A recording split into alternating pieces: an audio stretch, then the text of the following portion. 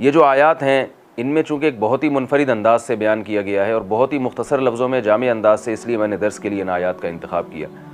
فرمایا فَأَمَّا مَنْ طَغَىٰ، وہ شخص جس نے طغیان کیا، بغاوت کی، سرکشی کی، ظلم کیا، یقیناً جہنم کا مستحق اسی کو ہونا چاہیے جو سرکش ہو، ظالم ہو، برا ہو۔ یہ طغیان ان تمام معنی میں استعمال ہوتا ہے، لیکن اب طغیان، وہ طغیان جسے اللہ تعالیٰ طغیان کہتے ہیں، وہ سرکشی جو اللہ کی نظر میں سرکشی ہے، وہ کیا ہے؟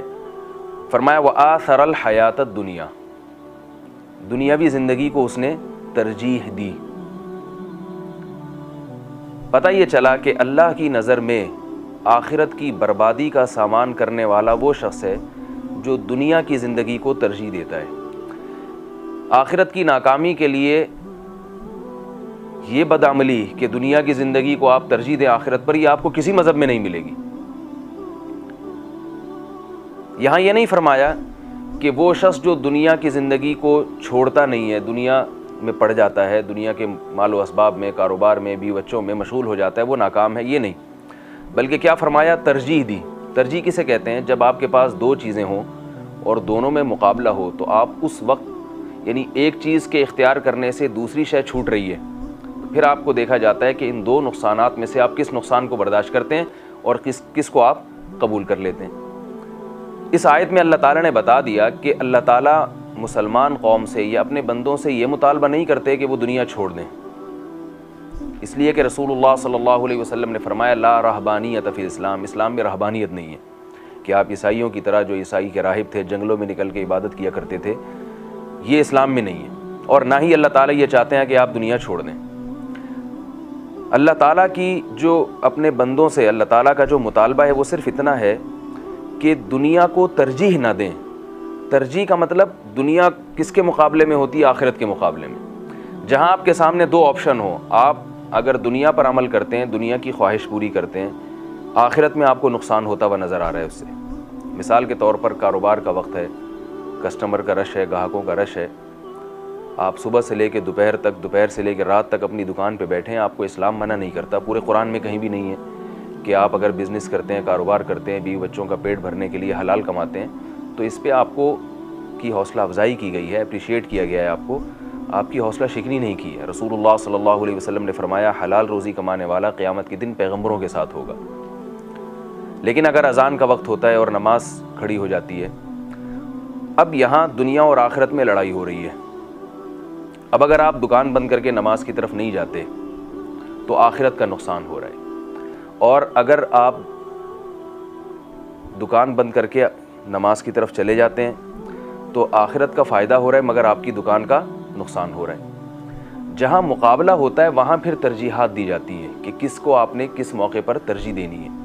یہاں مقابلہ ہو رہا ہے آخرت اور دنیا کا۔ یہاں اللہ تعالیٰ فرماتے ہیں کہ جس شخص نے نافرمانی کی، بغاوت کی، اور وہ مواقع جہاں دنیا اور آخرت میں جھگڑا ہوا تو اس نے ساتھ کس کا دیا؟ دنیا کا ساتھ دیا۔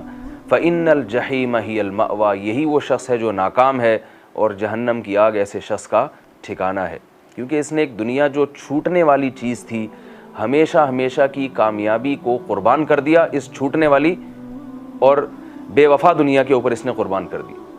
عقل کا تقاضا یہ ہے کہ جو چیز انسان کے ساتھ ہمیشہ رہتی ہے اس کے ساتھ وفا کرے، اور جو چھوٹ جانے والی چیز ہے اس سے دل نہ لگائے۔ قرآن مجید میں اسی مضمون کو ایک اور مقام پہ بیان کیا سورہ نور میں، فرمایا فی بیوت اذن اللہ ان ترفع ویذکر فیہا اسمہ یسبح لہ فیہا بالغدو والآصال رجال لا تلہیہم تجارۃ ولا بیع عن ذکر اللہ واقام الصلاۃ وایتاء الزکاۃ۔ فرمایا کچھ گھر ایسے ہیں یعنی مسجدیں جن کے ادب کا، جن کی تعظیم کا ہم نے حکم دیا ہے، ان گھروں میں کچھ ایسے لوگ ہوتے ہیں، رجال ہوتے ہیں، جنہیں اللہ کی یاد سے، نماز سے تجارت غافل نہیں کرتی۔ دیکھیں یہاں بھی اللہ نے یہ نہیں فرمایا کہ ہمارے کچھ نیک بندے ایسے ہیں جو مسجدوں میں رہتے ہیں اور سرے سے تجارت کرتے ہی نہیں ہیں، دنیا کو کوئی کام کرتے ہی نہیں ہیں، بلکہ یہاں کیا فرمایا؟ لا تلہیہم تجارت، ان کی تجارت انہیں اللہ کے ذکر سے غافل نہیں کرتی۔ ان کی تجارت میں اشارہ ہے کہ یہ تاجر ہیں، یہ تجارت کرتے ہیں، لیکن ان کی تجارت انہیں اللہ کی یاد سے غافل نہیں کرتی. اور اللہ کی یاد سے یہاں کیا مراد ہے؟ وہ اقام الصلاح، آگے فرمائے نماز قائم کرنے سے ان کی تجارت انہیں روکتی نہیں. یہ وہ بنیادی فرق ہے جو اسلام اور دوسرے مذاہب کا ہے. اسی وجہ سے قرآن مجید نے اسلام کو دین فطرت سے تعبیر کیا ہے. فطرت اللہ التی فطر الناس علیہا، یہ وہ فطرت ہے جس پر اللہ نے اپنے بندوں کو پیدا کیا. اور ایک اور جگہ فرمایا وَكَذَلِكَ جَعَلْنَاكُمْ أُمَّةً وَسَطًا، ہم نے تمہیں معتدل امت بنایا ہے. نہ تو ایسی امت بنایا ہے کہ دنیا کے سارے کام کاج چھوڑ کے تم جنگلوں میں نکل جاؤ اور مسجدوں میں آ کے بیٹھ جاؤ اور کوئی کام ہی نہ کرو، اور نہ ایسی امت بنایا ہے کہ مادہ پرست بن جاؤ، بالکل مذہب کو بالکل خیر آباد کہہ دو اور ترقی کے پیچھے لگے رہو اور جو ہے اللہ کی یاد سے بالکل غافل ہو جاؤ. جس نے بنایا ہے، جس نے پیدا کیا ہے، اس کے حقوق کا خیال ہی نہ کرو. تو یہاں اللہ تعالیٰ نے قرآن مجید میں ضابطہ بیان کیا فَأَمَّا مَنْ طَغَىٰ وَآثَرَ الْحَيَاةَ الدُّنْيَا، کہ جب دنیا اور آخرت کا مقابلہ ہوگا تو جو شخص دنیا کو ایسے موقع پہ ترجیح دے گا فَإِنَّ الْجَحِيمَ هِيَ الْمَأْوَىٰ، جہنم کی آگ اس کا ٹھکانہ ہے.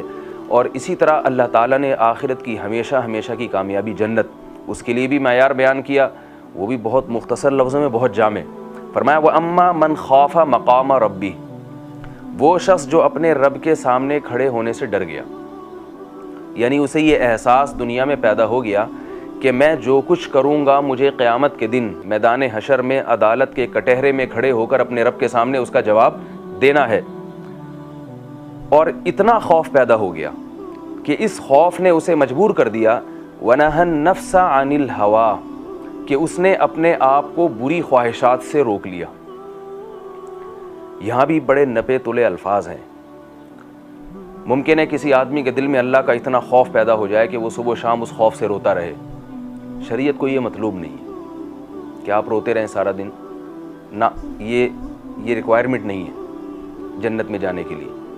اللہ نے کیا فرمایا وَنَهَى النَّفْسَ عَنِ الْهَوَىٰ، اتنا خوف پیدا ہو کہ آپ اپنے آپ کو خواہش سے روک لیں. الہوا الف لام عربی میں عہد کے لیے آتا ہے، مخصوص خواہشات سے روک لیں. اس میں بھی بتا دیا کہ اللہ تعالیٰ آپ سے تمام خواہشات پر چھرا چلوانا نہیں چاہتے کہ آپ اپنی تمام خواہشات کو قربان کر دیں. اس میں بھی رہبانیت کی نفی ہے کہ بیوی بچوں کو چھوڑ دیں، آپ تجارت کو چھوڑ دیں اور تعلیم کو چھوڑ دیں، آپ جنگلوں میں نکل جائیں یا سب کچھ چھوڑ چھاڑ کے بس دین میں اپنے آپ کو وقف کر دیں. یہ مطلوب نہیں ہے، اس لیے کہ آپ تمام خواہشات سے دستبردار ہونا پڑے گا آپ کو. یہاں اللہ نے فرمایا الہوا، مخصوص خواہشات، یعنی وہ خواہش جسے پورا کرنے پر اللہ نے پابندی لگائی. قرآن مجید میں اس کی تفصیل دوسرے مقام پر ہے. کون سی؟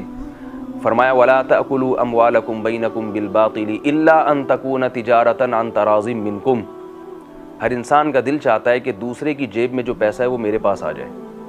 دوسرے کی دولت دیکھ کر ہر شخص کا دل چاہتا ہے کہ میں بھی دولت مند بن جاؤں.